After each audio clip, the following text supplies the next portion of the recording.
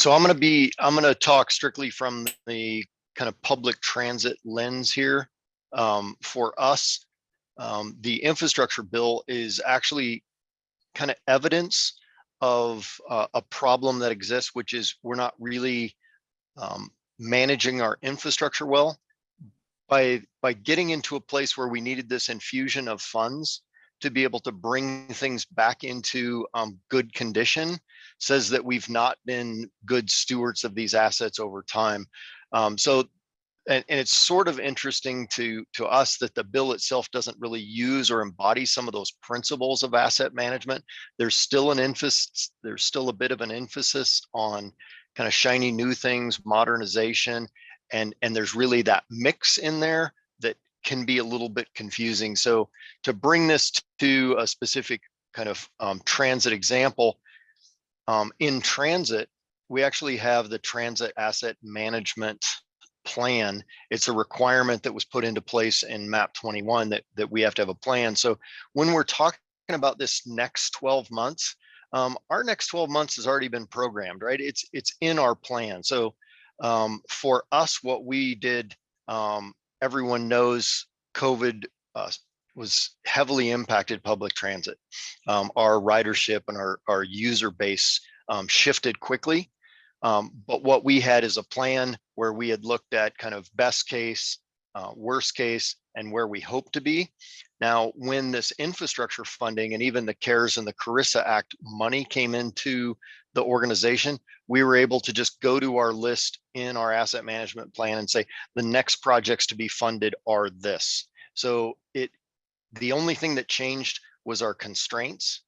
It didn't actually change our organizational objectives or targets. So that changed a lot of things for us. But again, I'm just going to bring my viewpoint from public transit. A lot of people, when they think public transit, they think they've got some buses and they run around town. But what we do serve about 2,300 square miles. We've got about 1,200 buses.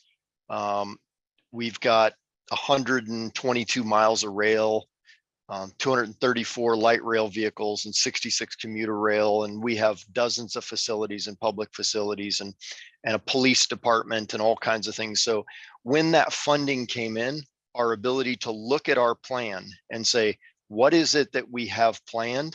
And then not be reactive, but to be very focused on. So I see the question here. Mike, do you mind if I answer that? So the term shovel-ready projects,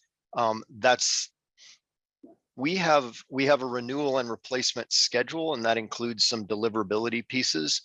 We don't really look at it as shovel-ready. We look at it as this section of track is scheduled for renewal, replacement, and those things are just programmed into our plan.